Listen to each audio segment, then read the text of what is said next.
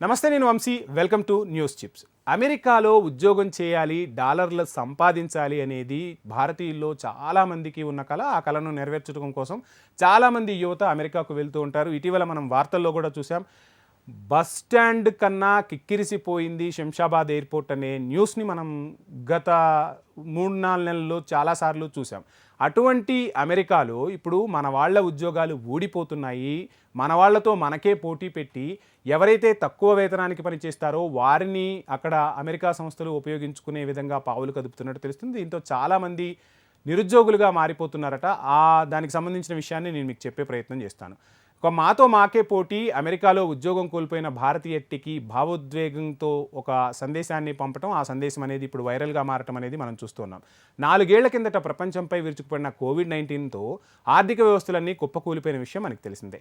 లక్షలాది మంది ప్రాణాలను బలి తీసుకున్న మహమ్మారి ప్రజల ఉపాధిని కూడా దెబ్బతీసింది. 4 ఏళ్లు గడిచినా ఇంకా ఈ ప్రభావం కొనసాగుతూనే ఉంది.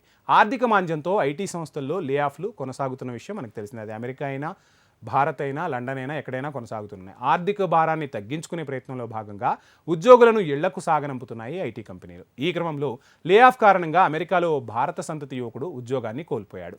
4 ఏళ్లుగా ఉద్యోగం చేస్తున్నాను, సడన్గా తనను ఉద్యోగంలోంచి తీసివేశారు. ఎటువంటి కారణము చెప్పకుండానే దిగ్గజ సంస్థలు తమ ఉద్యోగులను చాలామందిని ఇంటికి పంపుతున్నాయి, అందులో నేను ఒకడినంటూ ఆ వ్యక్తి తన ఆవేదనను వ్యక్తం చేశాడు.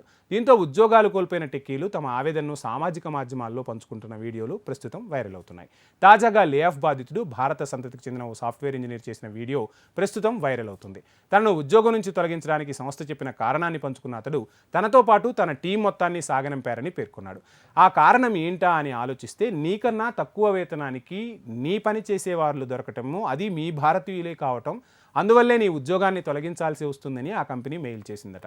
సో మన భారతీయుల్లో చాలామంది అమెరికాకు వెళ్ళటము, అక్కడ ఏం చేసైనా ఒక ఉద్యోగాన్ని సంపాదించుకోవాలన్న ఆతృత ఏదైతే ఉందో అది మనవారికే ఒక రకంగా చెప్పాలి అంటే ఆపదను తెచ్చిపెడుతూ ఉంది. అందరూ అమెరికా వెళ్ళటం వల్ల అక్కడ అమెరికాకు మానవ వనరులు అనేవి అధికమవుతున్నాయి. మన వారిని తక్కువ వేతనాలకు అమెరికన్స్ వినియోగించుకునే అవకాశాలు కనిపిస్తున్నాయి. దీనిపై ఒక చర్చ అయితే జరగాల్సిన అవసరం ఉంది.